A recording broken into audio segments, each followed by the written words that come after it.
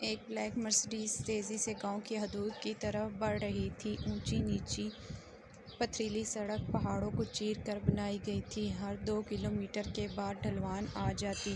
Driver बहुत एहतियात से ड्राइविंग कर रहा था। उसके चेहरे पर चट्टानों सी सख्ती थी। आंखें ज़ब्त की कोशिश में लाल अंगारा हो रही थी।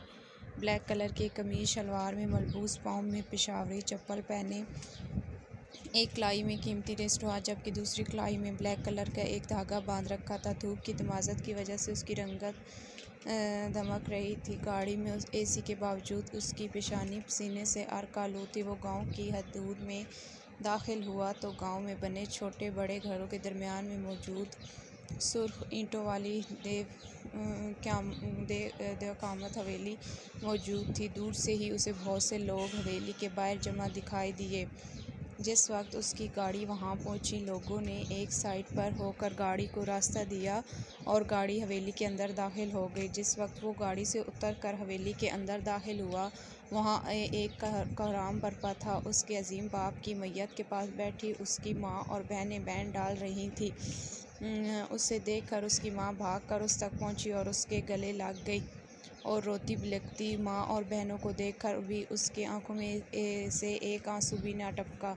उसने माँ का सर चूमा और बहनों के सर पर हाथ रखा। वो गांव के कुछ और लोगों के साथ बाप की मैयत को कंधा दिया और तदफीन के लिए ले गए। तदफीन के बाद वो डेरे पर आ गया था जहाँ उसके बाप के कुछ ख़ास लोग शामिल थे। सरदार साहब अब आगे क्या करेंगे? सुना है सरदार सुल्तान मोहम्मद ने अपने बेटे दुराब को शहर भिजवा दिया है। ज़रग़ाम अली ख़ान ने गायब दिमागी से सब पर एक नज़र डाली। सरदार आला को पैगाम भिजवा दो कि फ़ैसला जिरगे में होगा और सुल्तान मोहम्मद को पैगाम भेजें कि अपने बेटे को साथ लेकर कल जिरगे में पहुँच आए। सब ने इस बात में सर हिलाया और अपनी बंदूकें कंधों पर डालते हुए बाहर निकल गए। नूर खान, तुम यहीं रुको। उसकी आवाज़ पर वो एक साइड को मुअद्दब सा खड़ा हो गया। काफ़ी देर की खामोशी के बाद ज़रग़ाम की आवाज़ गूंजी। नूर खान, तफसील से बताओ क्या हुआ था वहाँ? सरदार, हमारे गांव की एक लड़की के बाप ने आकर बताया था कि दुराब खान और उसके कुछ दोस्तों ने उसे अगवा करके अपने डेरे पर लेकर गए थे जहाँ उसे ज़्यादती का निशाना बनाया गया था। उस शख्स की शिकायत पर जिरगा बुलाया गया था। सरदार के साथ यहाँ से सिर्फ मैं ही गया था। पंचायत में सरदार आला ने दोनों तरफ की बात सुनकर फैसला किया कि दुराब खान को कैद कर लिया जाए, जिस पर सरदार साहब ने कहा कि इसे कैद करने के बजाय संसार किया जाए। इस बात पर सुल्तान मोहम्मद और सरदार साहब के दरमियान तल्ख़ कलामी हुई, जिसके बाद जिरगे ने सरदार का फ़ैसला मान लिया। लेकिन अचानक दुराब खान और उसके आदमियों ने बंदूकें निकाल लीं और फिर दुराब खान ने सरदार के सीने पर डर पे फायर किए और अपने आदमियों के साथ हवाई फायरिंग करता हुआ वहाँ से भाग गया। जिरगे में सब लोग मौजूद थे सिवाय सरदार ज़रग़ाम अली ख़ान के, जो अभी तक नहीं पहुँचा था। तभी एक साइड से धूल उड़ाती ब्लैक मर्सिडीज नज़र आई और आकर जिरगे के करीब रुकी।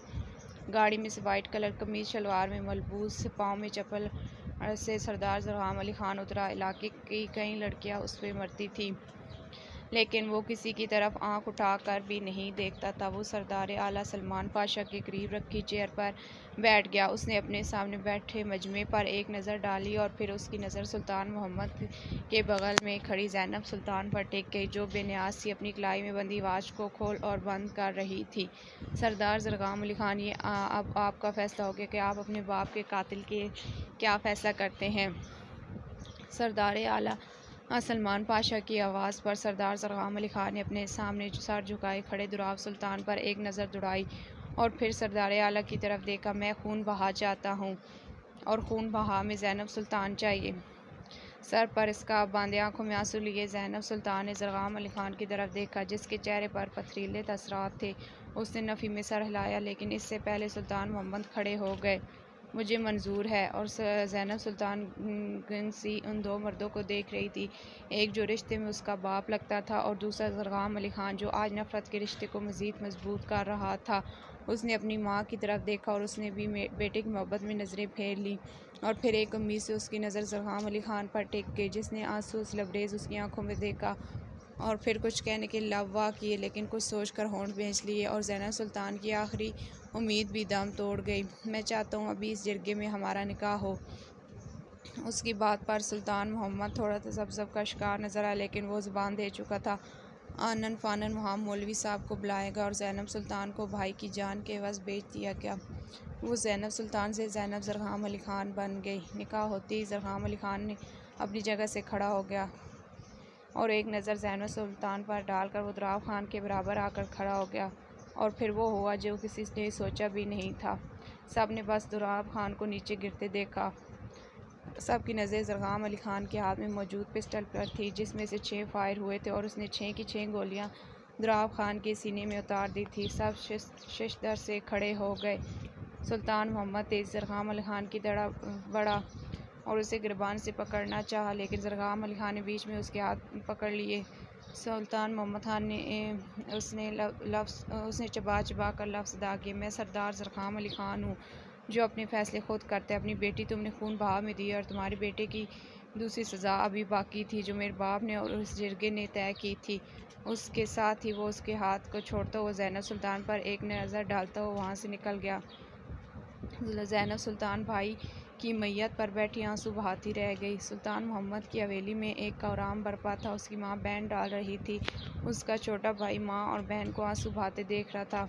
ज़ैनब सुल्तान तो हैरान थी, कैसे सख्त दिल शख्स से उसका निकाह हुआ था, जिसने उसके भाई की जान लेने से पहले एक पल के लिए भी सोचा नहीं तो वो उसके साथ क्या करेगा। अपने जवान भाई को अपनी आंखों के सामने दम तोड़ते देखकर उसके दिल में उस शख्स के लिए बेतहाशा नफरत उभरी थी। जब उसका बाप अपने जवान बेटे के जनाजे को कंधा दे रहा था तो वो अपनी माँ से लिपट कर फूट फूट कर रो दी। वो हवेली में दाखिल हुआ तो उसकी माँ उजड़े हुलिये बिखरे बालों से उसके आगे खड़ी थी। ज़रग़ाम, बताओ अपने बाबा जान के खून का बदला लिया है कि नहीं? वो माँ को बाहों में भर कर कमरे में ले आया। माँ, आप आराम करें। नहीं ज़रग़ाम, पहले बताओ अपने बाप का बदला लिया है कि नहीं? उसने माँ कदमों बैठ कर अपने हाथ उनके घुटनों पर रख कर इस बात में सर हिलाया। क्या किया है? उन्होंने उम्मीद भरी नज़रों से अपने कड़ियल जवान बेटे ज़ैनब सुल्तान से निकाह करके आ रहा हूँ। उसकी माँ ने शाकी नज़रों से उसे देखा और अपने घुटनों पर रखे उसके हाथों को झटके से परे धकेला। उठ कर माँ के बराबर बैठ गया और अपने असार में लेकर अपने सीने की तरफ इशारा करते बोला, अपने पिस्टल की 6 गोलियाँ उसके सीने में उतार कर आ रहा हूँ। ऐसे शख्स को दुनिया में रहने का कोई हक नहीं था। अम्मू जान, आपको क्या लगा आपका बेटा बुज़दिल है जो अपने बाप की नाश पर निकाह करके आएगा? मैं तो अपने दुश्मनों को दोहरी सज़ा देना चाहता हूँ। वो अपने बेटे के लिए भी रोएगा और अपनी बेटी के लिए भी। उसने क्या समझा उसका बेटा दूसरों की इज़्ज़तों से खेलेगा और दूसरों की जान लेगा और उससे पूछने वाला कोई नहीं होगा। लेकिन ज़रग़ाम, उस लड़की का कोई कसूर नहीं, तुम्हें उसके साथ ऐसा नहीं करना चाहिए था। और उनकी बात पर वो खामोश हो गया। अपनी माँ की बात को वो मर कर भी रद्द नहीं कर सकता था। उसे दुनिया में सबसे ज़्यादा मोहब्बत अपनी फैमिली से थी और उनके लिए वो किसी भी हद तक गुजर सकता था। अम्मू जान, ओज़गुल और आबरू कहाँ हैं? ओज़गुल को असफ़र खाना खिला रहा है और आबरू अपने कमरे में। आपने खाना खाया नहीं? मैं तुम्हारा इंतज़ार कर रही थी। चलें फिर चल के खाना खाते। वो माँ को थाम कर अपने साथ बाहर ले आया और मुलाज़िमा को खाना लगाने के लिए कहा। तो मेरा शेर बेटा है, तुझे बड़े होकर ज़रग़ाम अली ख़ान से अपने भाई का बदला लेना है। मैं ज़िंदा हूँ या न रहूँ, लेकिन तुमने उसे अपने बाप की आखिरी ख्वाहिश समझ कर पूरा करना है। ये सब सुनती है ज़ैनब आगे बढ़ी, अपनी बाहों में भर लिया। बाबा, आप इसके दिमाग में ये कैसी बातें डाल रहे हैं? एक बेटे कुर्बान करके आपको सुकून नहीं मिला जो दूसरे को भी वही सबक पढ़ा रहे हैं। खुदा का वास्ता आपको भूल जाएं और सबको और सुकून से खुद भी जी रहे हैं और दूसरों को सुकून से जीने दें। बात के इख्तिताम पर उसने बाप के आगे हाथ जोड़ दिए। हाँ, ठीक कह रही है। तो सबसे पहले तो मैं तेरा बंदोबस्त करती हूँ। बहुत चलने लगी है तेरी ज़बान। तू अपना सामान पैक कर ले। कल सुबह सूरज तुलू होने से पहले तू यहाँ से इस्लामाबाद अपनी फूफो दुर्दाना के पास पहुँच जाएगी और वहीं वो तेरा निकाह अपने बेटे सफ़ीर से करवा देगी और तेरा बोझ तो मेरे सीने से उतारेगी। बेटियाँ बाप के काम आती हैं और तू नकारा कमबख्त कहीं की मेरे बेटे को खा गई। मैंने क्या किया है बाबा? और ये आप क्या कह रहे हैं? मेरा निकाह हो चुका है, आप निकाह पे निकाह करवाएंगे? ये तो बहुत बड़ा गुनाह है। चिराग की आवाज़ के साथ एक ज़ोरदार थप्पड़ उसके मुंह पर पड़ा था। उसका ओंठ का किनारा फट गया था, जिसमें से खून की नन्ही नन्ही बूंदें निकल कर उसकी ठोड़ी पर पहुंची थीं। सुल्तान मोहम्मद ने आगे बढ़कर उसको बालों को मुट्ठी में जकड़ लिया। खबरदार, अगर उस निकाह का नाम भी लिया तो मैं तेरे टुकड़े टुकड़े कर दूंगा। नज़ाकत, नज़ाकत। उन्होंने अपनी ड्राइवर को आवाज़ दी। नज़ाकत, इस लड़की को लेकर अभी के अभी निकल जाओ ताकि सुबह होने तक ये इस्लामाबाद पहुंच जाए। रात के पिछला पहर हर तरफ हो का आलम था। वो अपने मुख्तसर से सामान के साथ इस्लामाबाद के लिए रवां दवां थी। गाड़ी तेज़ी से आगे बढ़ रही थी। पथरीली सड़क होने की वजह से गाड़ी हिचकोले खाती चल रही थी। ज़ैनब सुल्तान खामोशी से आंसू बहाती अपने नसीबों पर मातम गुनाह थी।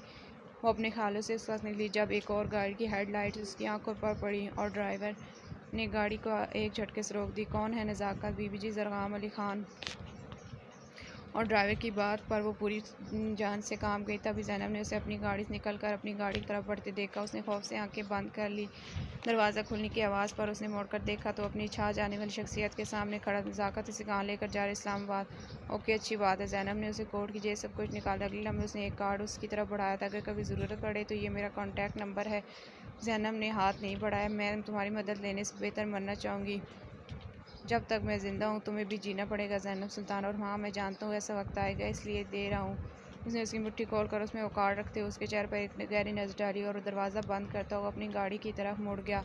गाड़ी एक साइड पे करके उसने उनकी गाड़ी को गुजरने की जगह दी और गाड़ी पास से गुजरने पर ज़ैनब को हाथ के इशारे से कॉल करने की याद दहानी करवाई, जिस पर उसने गुस्से से मुँह मोड़ लिया। उसकी आंख खुली तो सूरज और बादलों में आंख मचोली जा रही थी। उसने वक्त देखा तो सुबह के 7 बज रहे थे। वो तकरीबन 5 घंटे सोई थी। नज़ाकत दिलजमी से ड्राइविंग कर रहा था। नज़ाकत, कितना रास्ता रह गया? बस बीबी जी, हम इस्लामाबाद की हदूद में दाखिल हो चुके हैं। 1 घंटे में हम लोग पहुंच जाएंगे। एक घर के सामने गाड़ी रोककर ड्राइवर नीचे उतरा और सामने बने गार्ड्स की कैब। थोड़ी देर गुफ्तगू शुनीद के बाद लौट आकर ड्राइविंग सीट संभाली। चौकीदार ने गेट वाक किया और ड्राइवर गाड़ी अंदर ले। बीवी जी, हम पहुंच आए हैं। वो मरे कदमों से नीचे उतरी तो सामने ही लान में सफ़ीर और दुर्दाना बेगम बैठते। वो दोनों से देख चुके थे, लेकिन दोनों में से किसी एक ने भी खड़े होने की ज़रूरत महसूस नहीं किया। अस्सलाम वालेकुम। पपोस के सलाम में के जवाब में दुर्दाना बेगम दूसरा मुँह करके बैठ गई, जबकि सफ़ीर ने रूखा सा जवाब दिया, बैठो। सफ़ीर ने उसे बैठने की दावत दी। नहीं, बैठने की ज़रूरत नहीं है। बताओ क्यों आई हो यहाँ? आपकी बात दुर्दाना बेगम की तरफ से आई थी। बाबा ने भेजा है। खबर मिली थी मुझे, तुम तो दुश्मन के बेटे से निकाह करके आ रही हो। मैंने उससे निकाह नहीं किया, मेरा निकाह उससे करवाया गया है। अरे तेरे तो बड़े पार निकल आए। मेरे मुंह पे ऐसे फंकार की बोल रही है। ज़ैनब ने हैरान नज़र से उस औरत को देखकर जो रिश्ते में उसकी फूफी थी, मुलाजिम हुसैन। उन्होंने अपने मुलाजिम को आवाज़ दी। तभी एक मरनी सी शक्ल वाला छोटे से कद का लड़का बाहर आया। जी बेगम साहिबा, उस लड़की का सामान अंदर ले जाकर गेस्ट रूम में रख दो। आओ जी, आपको आपका कमरा दिखा दूँ। वो मुलाजिम की मैयत में अंदर चल गई। वो दरवाजे पर दस्तक देकर अंदर दाखिल हुआ तो ज़ाहिरा बेगम जाए नमाज पर बैठी थी। वो खामोशी से बेड पर बैठ गई और उनकी नमाज मुकम्मल होने का इंतज़ार करने लगे। नमाज से फारिग होकर वो नमाज फोल्ड करते उस करीब आई और उसके चेहरे और सीने पर ज़रगाम अली ख़ान ने आंखें बंद किया। वो उसके बराबर बैठी थी। उसने आंखें खोल दी। अम्मू जान, मैं आज वापस इस्लामाबाद जा रहा हूँ। ज़रगाम ने बेयकीनी इस बेटे को, तुम अपनी माँ और बहनों को अकेले छोड़ जाओ। मैं आपके पास इसलिए आया हूँ, मैं चाहता हूँ आप लोग मेरे साथ चलें। ज़रगाम यार, तुमने अगर जाना है जाओ, लेकिन मैं अपने घर और यहाँ के लोगों को छोड़कर नहीं जा रही। मुझे तुमसे ऐसी बात की तवक्को नहीं थी। ज़रगाम अली ख़ान, जानते हो कितने लोगों की नज़रें तुम पर टिकी हो। तुम्हें अपना सरदार मान चुके हो, तुम उनका यकीन और उनकी उम्मीद हो। लेकिन अम्मू जान, मुझे इस सब में कोई इंटरेस्ट नहीं है। ये नस्ल दर नस्ल चल रही है दुश्मनियाँ, खून खराबा। खातून ने एक चुभती नज़र ज़रगाम अली के चेहरे पर डाली। फिर ज़ैनब सुल्तान से निकाह क्यों किया ऐसा? तो उन्होंने उसके चेहरे पर अपनी नज़रें गाड़े। वो सवाल किया जिससे वो पिछले 10 दिन से भाग रहा था। उसने एक खामोश नज़र माँ पर डाली और अपनी जगह से उठकर दरवाजे की तरफ बढ़ गया। तुम्हारी माँ ने तुमसे कुछ पूछा है? उसने एक दर्द भरी नज़र से अपनी माँ को देखा। इतनी जालिम क्यों बन रही हैं आज? मैं सोचना भी नहीं चाहता। वो मेरे मुंह से कहलवाना चाहती है। ज़रगाम, क्यों अपनी बेइज्जती का बदला लेना चाहते हो तुम? ज़रगाम अली ख़ान, वो तुमसे बहुत छोटी है और वो कुछ भी नहीं जानती है, तो इसे जानना होगा कि उसकी ज़िंदगी को मैं जहन्नम बनाऊँगा जैसे मेरी ज़िंदगी जहन्नम बनी है। ज़रगाम कमज़ोरों से बदला नहीं लेते। वो कमज़ोर तो नहीं है मुझे, फ़ाइका सुल्तान की बहन है, उसके जैसी ही होगी। ज़रगाम, तुम्हारी बहनें यहाँ हैं, लेकिन मेरी बहनें फ़ाइका सुल्तान जैसी नहीं हैं। वो इस वक्त लाउंज में बैठी थी। घर में दुर्दाना बेगम और सफ़ीर दोनों ही नहीं थी, इसलिए वो पूरी आज़ादी से बैठी, हाथ में ड्राइव चैनल सर्च कर। जब एक शख्सियत को देख उसका हाथ रुक गया। जानी उसका कास्टर कह रही थी, आइए हम आपको इस्लामाबाद से चलते हैं, जहाँ इस वक्त पाकिस्तान से सेफ के बोर्ड ऑफ डायरेक्टर्स के साथ एसोसिएशन हेड्स पर प्रेस कॉन्फ्रेंस कर रहे हैं। एक ब्लैक कलर के 3-पीस सूट में मलबूस हाथों में वो बहुत कॉन्फिडेंस से आकर सबको सलाम करते हुआ चेयर संभाल रहा था। मैंने सुना है कि आप अपने अहदे से मुस्तफ़ी हो रहे हैं। ज़रगाम अली ख़ान ने मुस्कुराकर उससे जिस तरह सवाल आया, जी आपने सही सुना है, मैं अपने अहदे से मुस्तफ़ी हो रहा हूँ। इसकी कोई ख़ास वजह? जी कुछ नहीं, निजी मसाइल की वजह से मैं ये जॉब जारी नहीं रख सकता। भी बहुत कुछ कह रहा था और ज़ैनब सुल्ताना के पाड़े मुँह खोले जैसे सब देख मुतासिर कौन और हैरान नज़र से उसे देख रही थी, जो अपने लाइफ में तो खूबसूरत लगता था, लेकिन आज उसे मॉडर्न ड्रेस में देखो बहुत ही मुतासिर नजर आती। तभी उसके मोबाइल पर रिंग हुई। उसे नंबर देखकर बगैर कॉल रिसीव की। ज़ैनी, ये मैं क्या सुन रही हूँ? तुमने ज़रगाम अली ख़ान से निकाह कर लिया? जानती हो वो बहुत बड़ा कमीना है। तुम नहीं जानती ज़ैनी उसने मेरे साथ क्या किया था। ज़ैनब ने मोबाइल कान से हटाकर जोर से मोबाइल की जगह फ़ाइका सुल्तान उसके सामने हो। इसलिए आपने मुझे इतने अरसे के बाद कॉल किया। मेरी जानी मुझे बाबा ने बताया कि तुम उससे निकाह किया, तो मुझसे तो सब्र ही नहीं हुआ। अच्छा, बाबा ने आपको ये नहीं बताया कि उन्होंने ये निकाह खुद करवाया है? ठीक है, जान बचाने के लिए ज़ैनी। बाबा ने चलो जो कुछ भी किया, लेकिन देखो तुम उससे कॉल करो और उसका वो तुम्हें तलाक दे दे और जो मुतालबात रखे वो मान लेना, लेकिन अपनी जान छुड़ा लेना। फ़ाइका ने तो अपनी कहकर कॉल बंद कर दी। ज़ैनब अब मोबाइल हाथ में लिया अजीब कश्मकश में कॉल करूँ या नहीं। इनके दरमियान लटकी हुई थी। वो अपने कमरे में इधर उधर टहल कर थक गई थी। फिर उसने अपने हैंड बैग में से वो कार्ड निकाला जिसमें जले हरूफ में लिखा था ज़ैडे के head of UNICEF board of director और साउथ एशिया। उसके नीचे उसका नंबर, उसने अपने हाथों से उसका नंबर सेव किया और फिर काफ़ी देर कश्मकश के बाद कॉल कर रही थी। बेल जा रही थी 1 2 3 और फिर माउथ पीस से उसकी गंभीर आवाज़ उसके कानों से टकराई, हेलो हेलो। ज़ैनब का दिल धक धक करता इसलिए तोड़कर बाहर निकलने ज़ैनब जल्दी से कॉल काट दी और मोबाइल सामने जैसे वो उसे अभी अभी देख रहा हो। तभी उसके व्हाट्सएप पर मैसेज मिला। उसने व्हाट्सएप खोला, सामने उसके नाम का मैसेज था। उसने जल्दी से मैसेज ओपन किया।